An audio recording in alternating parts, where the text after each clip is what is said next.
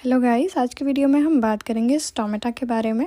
Stomata एक important part है एक ग्रीन प्लांट का, ताकि वो फोटोसिंथेसिस कर पाए। पर कैसे फोटोसिंथेसिस में हेल्प करता है, उससे पहले हमारा जानना ज़रूरी है कि स्टोमेटा होता क्या है। तो स्टोमेटा टाइनी ओपनिंग्स होती हैं जो कि एक प्लांट की एपिडर्मल लेयर में प्रेजेंट होती है।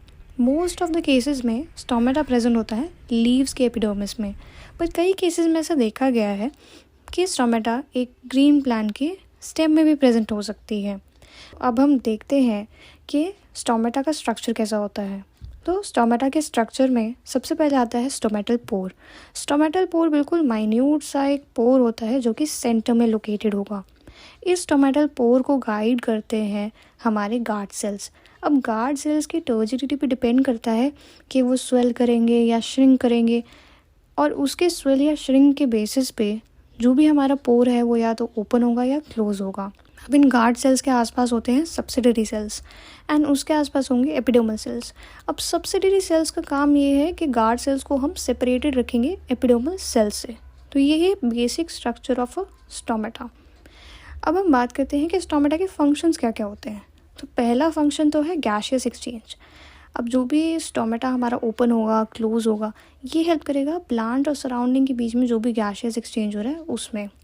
दूसरा, स्टोमेटा हेल्प करता है ट्रांसपिरेशन में, जिससे जो भी प्लांट है वो एक्सेस वाटर को रिमूव कर सकता है in the form of water vapour. तीसरा, जब भी रात होती है तो स्टोमेटा हमेशा क्लोज रहता है। इससे जो प्लांट है उसके अंदर वाटर रिटेंशन इंक्रीज होगी, क्योंकि स्टोमेटा जब ओपन ही नहीं होगा तो वाटर का जो एक्सेस रिलीज़ है या वाटर का एस्केप है वो हो ही नहीं पाएगा। चौथा फंक्शन है कि स्टोमेटा मॉइस्चर का बैलेंस मेंटेन करता है, क्योंकि उसी के ऊपर डिपेंड करता है कि कितना मॉइस्चर लॉस हो रहा है और कितना रिटेन हो रहा है। फाइनली, स्टोमेटा हेल्प करता है कार्बन डाइऑक्साइड के अपटेक में और ऑक्सीजन के रिलीज़ में, जो कि बहुत एसेंशियल रोल प्ले करता है हम ह्यूमंस के लिए भी। अब हम देखते हैं कि ओपनिंग और क्लोजिंग ऑफ स्टोमेटा होती कैसे है। तो पहले ही हमने ये देखा था, गार्ड सेल्स की टर्जिडिटी पे डिपेंड करता है कि स्टोमेटल ओपनिंग होगी या फिर क्लोजिंग। तो गार्ड सेल अपने सराउंडिंग सेल से वाटर का अपटेक करें तो एकदम स्वेल हो जाते हैं। इसकी वजह से इनकी टर्जिड बॉडी हो जाती है। इस टर्जिड बॉडी की वजह से जो हमारा स्टोमेटल पोर है वो बढ़ जाएगा।